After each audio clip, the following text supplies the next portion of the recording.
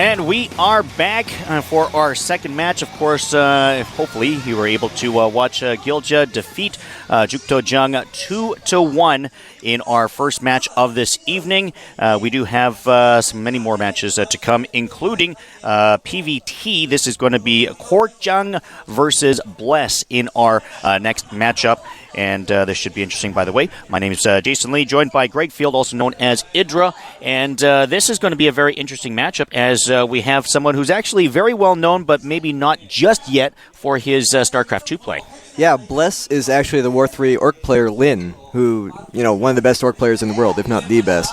So, and he's been successful for a very long time. He's one of the biggest names in the War 3 community. So it's really interesting to see him switch over and start to play Star 2 competitively. How hard is it to cross over from RTS game to RTS games? Well, from StarCraft to StarCraft 2, it wasn't that hard because everything transfers pretty directly. But Warcraft to StarCraft is a huge difference. It's a very different style of RTS because StarCraft is all economics focused. It's not nearly as big of a deal in Warcraft. It's much more about micro and army control and that kind of thing. And you can see that in their play. Most Warcraft players are much more micro-oriented, very aggressive players. So it'll be interesting to see if Lin plays like that.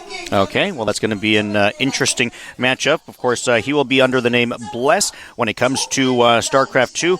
And his opponent is Korjang. He is a Protoss player, just 18 years of age. So not the oldest player out there, but certainly I find that players the younger of age are certainly quite good themselves as well. They kind of have that magic age, sort of say, of getting started. And here he is right now, Korjang, 18 years of age. His real name, An Jung Min.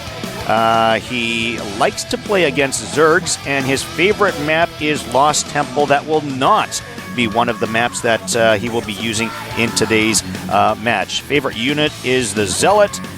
And his favorite player, TSL SSKS. Yeah, that's actually Tester. Has been pretty much the best Protoss player in the world since the beginning of the beta.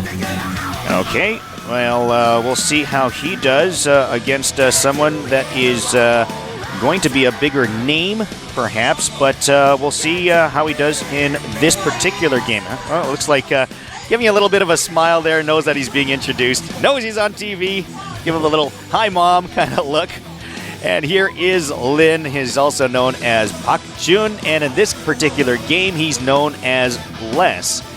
And you can see the We Made Fox team sponsorship on his shirt. So someone who's been around the block, he's been known, he's played under the spotlight before, and we've talked before about how much of an advantage that can be when you don't have to deal with the nerves that other people might have to deal with. Oh yeah, he's played on an international stage for years and won on it, so he's not going to have nerve issues here at all.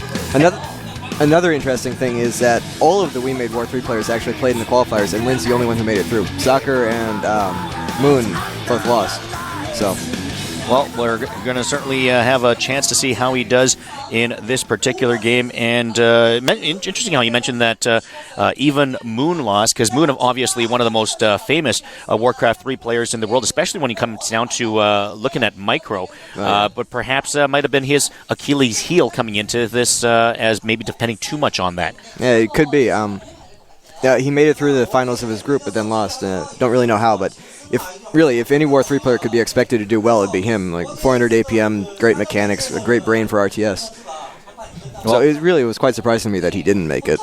We'll see if his teammate can continue on to another round. It is Lin, also known as Bless. He's going to be up against Korjang and Terran versus Protoss. Let's talk about this particular matchup as we look at the maps that it's going to be on. Zelnaga Caverns, Steps of War, Scrap Station. Which maps do you like for which race? Well, unfortunately, I don't know as much about this matchup as I'm a Zerg player, but Steps of War really favors Terran here because it's such a short rush distance. Like you siege push across the map, you leapfrog twice, and you're at their base.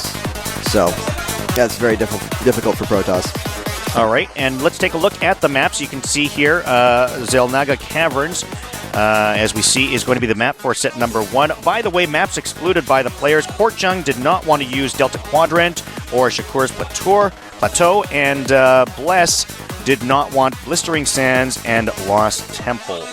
So that was our first set. Set number 2 will be on Steps of War, as we take a look at the map. And set 3 is going to be on Scrap Station.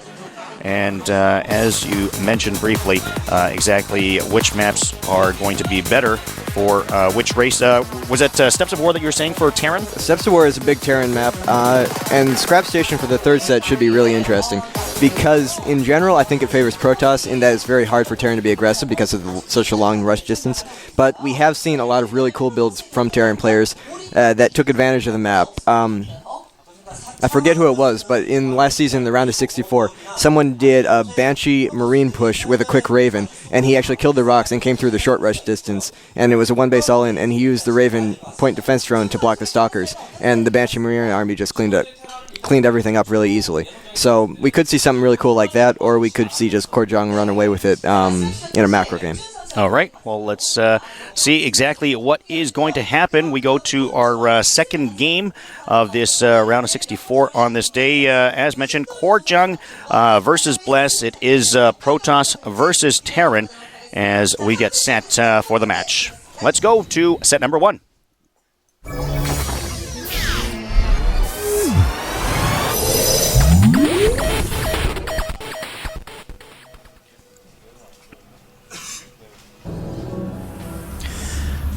All right, we had a quick look at Bless there, and this now is cOre Jung, our Protoss player, in the bottom left corner of the map.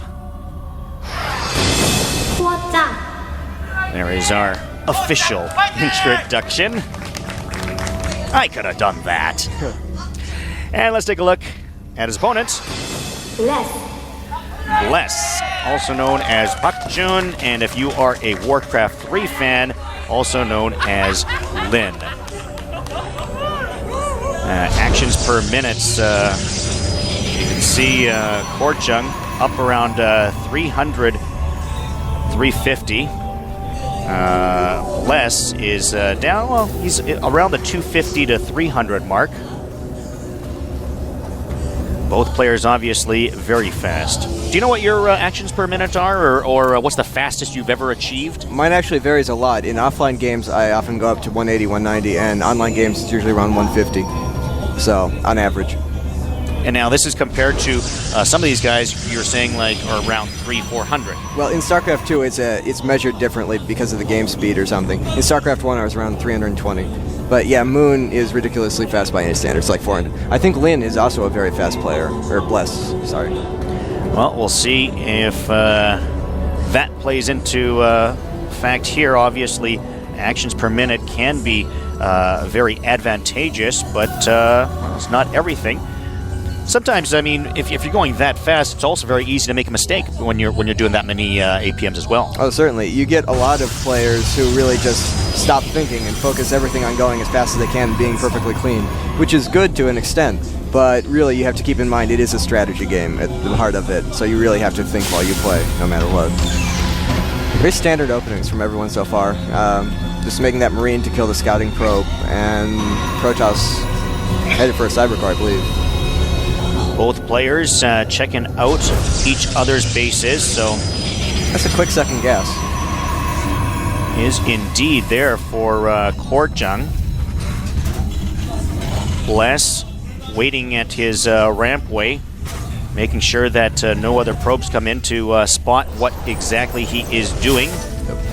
A second Barrett's tech lab going down. I don't believe he has a second gas yet, so this could be just light Marine Marauder pressure while he expands. Oh, yeah, with a Scout Reaper.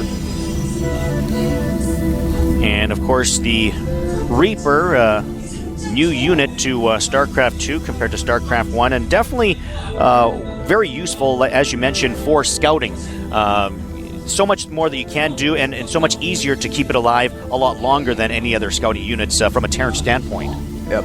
I believe he's also getting concussive shells, so it looks like it could be a Marine Marauder rush after using this Reaper scout. Would love to get that probe, and he does before he gets too much information. The one thing he did spot was the Reaper.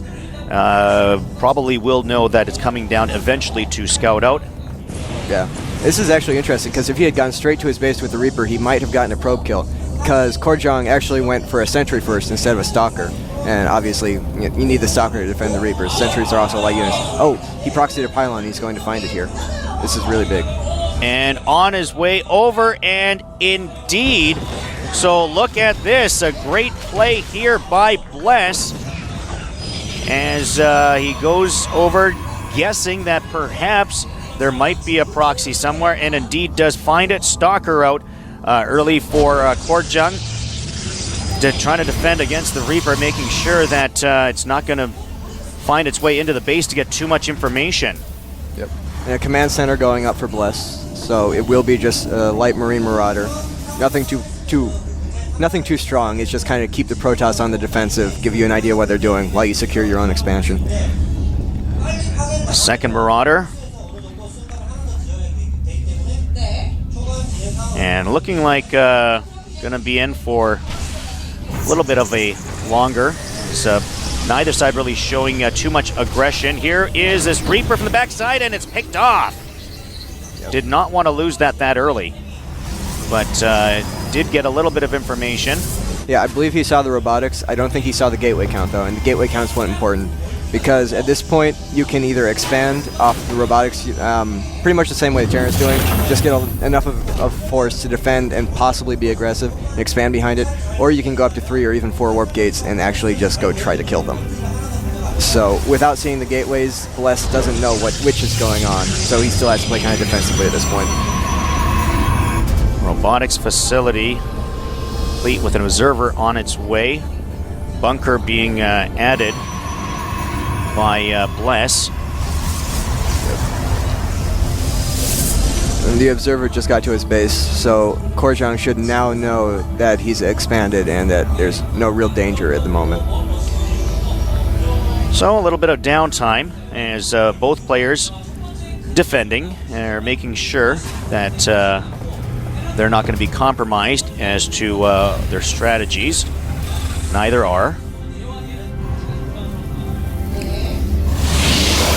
Twilight Council in a Forge. This means that he'll be focusing more on gateway unit play for the time being, not rushing for a Colossus or anything.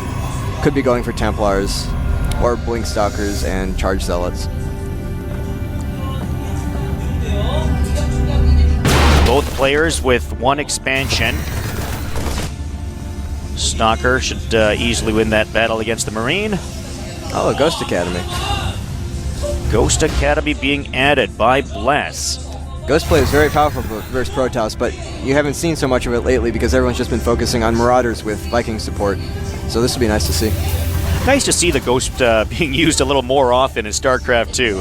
Oh yeah. Definitely one of those units you really didn't see in StarCraft 1. No, it's now a very good unit. I think we'll be seeing a lot more use in the future as people get more comfortable with less standard strategies. Something's upgrading at the Citadel. Hope they show us what. Forge upgrading and a Templar as well.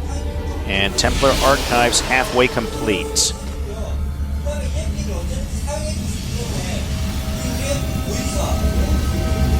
Starport is complete now for Bless. And he's building the reactor for it, so it should be seeing medevac with... Yeah, it should be pure medevac play since he's not going Colossus. So Bless sticking with bionic units for the time being. Yeah.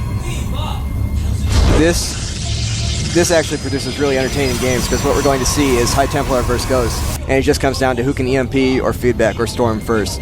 And the armies are so fragile that, you know, just split-second differences on the timing of their spells makes all the difference in the world. So it'll be really exciting to see this.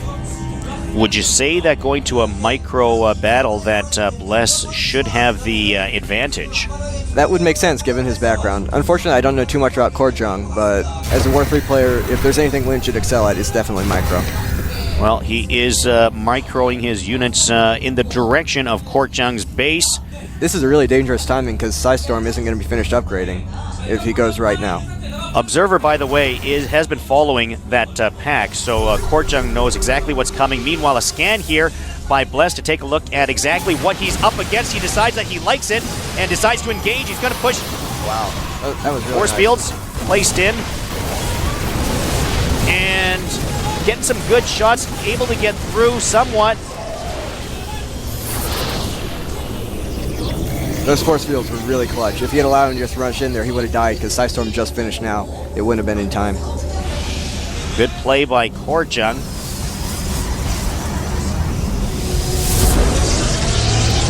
And both players are going to back off for the time being. Oh, a Warp Prism.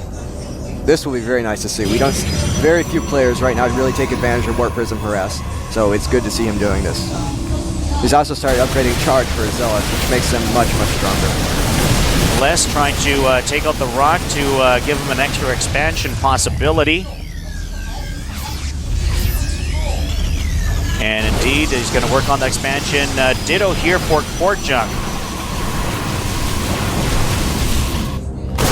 And that is actually going to force cOre Jung to back off on that, as he noticed that Bless was headed in his direction.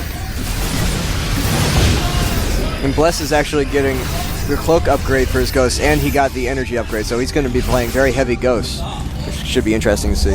I think he's also started to produce Hellions, which is actually very smart in this situation, because when you're going Templar, you need to get a lot of Zealots, because you don't have much excess gas. So mixing in Hellions with his army is very smart here. Twilight Council upgrading Zealot legs. And is he going to be ready to advance in? Let's take a look. Got a drop on the backside. Oh, this is really nicely done. Nice drop here. Look at this. Hellion harassment. Meanwhile, trying to go through the front side as well. A double attack here by Bless. Coming in from both ends. Probes coming out to help out in desperation. Bless having his way here. Finally backs off. Yeah, those were perfect storms. I guess he missed all his EMPs or something, but all the Marauders survived anyway, and he lost a lot of probes there. And I think Bless's expansion at the gold base should be finished by now. He makes a planetary there, and he's completely safe from a counter, and he has a 3 base to 2 advantage. So Bless is in a really good situation right now. It's going to take some perfect storms to really turn this. Yep, he is getting a planetary. It's going to take some perfect storms, and really, Bless is going to have to miss micro to lose this. And gaining those high yield minerals. Let's take a look at his mineral advantage. Certainly, he is well ahead. Unit count up as well. And it certainly is looking good from a numbers standpoint for Bless. And now also healing all his units, just like new, ready to head out again. Yeah, cOre Jung, he actually has a relatively tiny army, only 3 Templars. And with Cloak, he can actually run up and snipe the Templars now with his Ghosts. 5 Ghosts in the possession of Bless. Another expansion. But we do see a Warp Prism coming around, some harassment play, which is really cOre Jung's only chance right now. He has to find some way to even out the economy. Warp Prism taking a peek. Unable to really do too much right now. Hellions coming around. Oh no. And able to get through that. He actually didn't lose a single Templar there. That's surprising. Zealot. Of all the things he could warp in there, 3 Zealots seems like an odd choice. And now he loses the Warp Prism. Prison is going to go down. That. And here. That was a bit of a waste by cOre Jung. Yeah, he just kind of had it sitting there for a while. Didn't really accomplish much. In fact, in the end, just wasted minerals. Yeah, I think he just got a supply depot there, so I didn't really see the point. Well, he's finally started his 3rd Nexus down the bottom right. And it looks like he wants to come out, bringing some Templars with them. Backs off after spotting the scan. 3 Ghosts there at the front, and look at that! Huge EMP. I think that got every single Templar. And they are hurting as they're on the run. Wow. And backing off in retreat, back to the base, and this, I think, indeed will be the end. A huge play by the Ghosts at the front of the pack, and that is going to finish off cOre Jung in this first set. There's the GG! Bless goes on to victory! That was incredible. That was absolutely perfect EMPs. He got every Templar with the first one and every Sentry with the second one. Great play. He did the scan just before that. He had the ghosts at the front, 3 of them, nailed a huge EMP, and was able to move on to victory here in this first set over cOre Jung. So Bless now with a 1-set lead. Yep, and they're moving on to Steps of War, which, again, is a very good map for Terran. And this is a good situation for Bless. I think he'll be able to wrap it up here. By the way, it seemed very apparent to me that the audience here is very pro Bless. Obviously, some definitely. Warcraft 3 fans here. He definitely brought some fans with him today, yeah. He brought a pack. It might not be the amount of Boxer, but he certainly has. Not quite. He still has his fan base here. Let's talk about the turning point of set number 1. What was the slide in his favor? I think it was probably that first attack that hit right before Storm came out, because even though cOre Jung defended it, it kind of put him on the back foot. It let Bless take full map control, and he never really gave it up. And he was able to use that to do that multiple point when he dropped into main at the same time as attacking the front, and that's what really ended the game, because it killed all the probes. The fact that he had map control from the initial engagement allowed him to do that, because there was no way for cOre Jung to get out and scout or follow his army movement or anything like that. Yeah, it really did snowball in terms of bases as well. Bless was able to move on. Let's see what happens in set number 2.